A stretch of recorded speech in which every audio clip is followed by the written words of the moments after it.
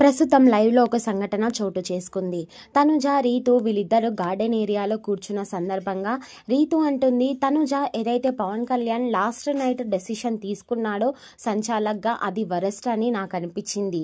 ఎందుకంటే గనక సుమన్ శెట్టి చాలా బాగా గేమ్ ఆడినప్పటికీ కూడా అస్సలు సుమన్ అన్నకి సపోర్ట్ చేయలేదని అనిపించింది. అంటే ఈలోగా తనుజ అందుకే కదా నాకు కూడా చిరాకు వచ్చి నేను కూడా సుమన్ శెట్టి వైపు స్టాండ్ తీసుకొని మాట్లాడాను.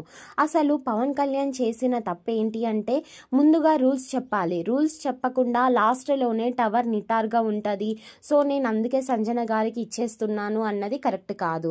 ఇంకొకటి ఏంటి అంటే గనక పోనీ పాయింట్ల వైజ్గా చూసుకున్నా సరే సుమన్ శెట్టి అన్నే ముందు ఆ పెట్టిన తర్వాత సంజన మిగిలింది పెట్టింది. సో అప్పుడన్నా సరే ముందుగా పెట్టిన సుమన్కి ఇచ్చేసినట్టయితే బాగుండేది.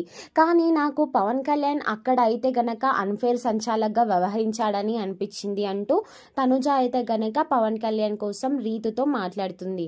మరి మొత్తానికి మీరేమంటారు? తనుజ చెప్పినట్టు పవన్ కళ్యాణ్ అన్ఫేర్ సంచాలక్గా వ్యవహరించాడా లేకపోతే కరెక్ట్ డెసిషన్ తీసుకున్నాడా సంజనని ఎంపిక చేసి అనే దాని మీద మీ అభిప్రాయాన్ని కామెంట్ రూపంలో తెలియజేయండి.